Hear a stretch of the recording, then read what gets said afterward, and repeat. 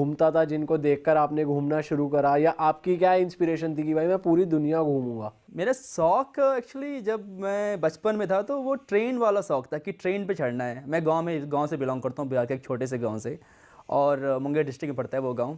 कट्टा के लिए बहुत फेमस थे हम पहले। अच्छा। अब तो नहीं सब बनता है, पहले बट बहुत पहले कट्टा बनता था।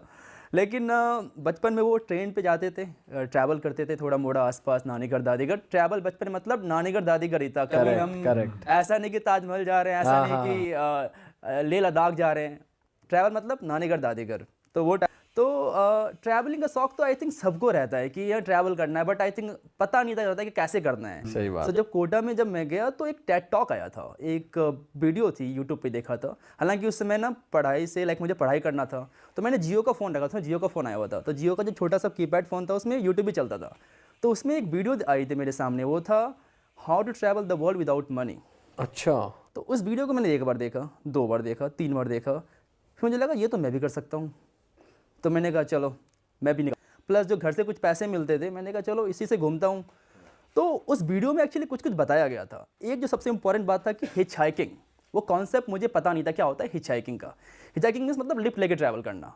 तो हमें कभी लगा नहीं था कि हम लंबा डिस्टेंस लिफ्ट लेके ट्रैवल कर सकते हैं। अभी तक मैं पर्सनली 60,000 किलोमीटर हिच हाइक कर चुका हूँ, जो कि अगर आप इंडिया में कंपेयर करो तो मैं कम से कम 20 बार कश्मीर कन्याकुमारी गया हूँ मैंने। हिच हाइक कर? हिच हाइक करते हुए, लिफ्ट मांगते हुए 20 बार कश्मीर से कन्याकुमारी। अरे वाह। तो वो फिर अब तो लंबा एक्सपीरियंस हो गया, बट शुरू में फिर मैंने कहा चलो मैं ट्राई करता हूँ। तो मैं फिर निकल गया कोटा से जयपुर, कोटा से जैसलमेर, कोटा से मैं गया था उदयपुर। तो ये सारी जो तो राजस्थान आप में ये लिफ्ट मांगते कैसे थे कि मैं मतलब? रोड पे गया हाँ। और जाके हाथ दे दिया, ऐसे रोको रोको रोको। ट्रक वाले भाई साहब देते थे मोस्टली। ट्रक में जाके ट्रैवल करता था, वो पैसे नहीं लेते थे, उनकी कहानियां भी अच्छी लगती थी कि ये कर रहे हैं, ऐसे बना रहे हैं, तो सब कुछ इंटरेस्टिंग हो रहा था। तो अनसेफ नहीं लगता था कोई, यार लूटपाट हो जाए, कोई पैसे? मुझे कभी पता लगा ही नहीं। मुझे लगता है कि मैं ब्रेव तो नहीं था, बट मेरे पास गट्स फीलिंग थी शुरू से ही कि नहीं मैं कर सकता हूँ। मुझे लगता नहीं कि मैं ब्रेव था कि ये करने निकल गया, बट मेरे पास ये गट्स फीलिंग तो थी कि मैं कर सकता हूँ ये। दोस्तों, इससे पहले हम पॉडकास्ट को आगे बढ़ाएं, मुझे आपसे कुछ बात करनी थी। जैसा कि आपको पता है, हमें वीडियोस बनाते हुए 10 साल हो गए हैं, और इन 10 सालों में हमने YouTube, इंस्टा और फेसबुक पे काफ़ी सारी ऑडियंस गेन करी है।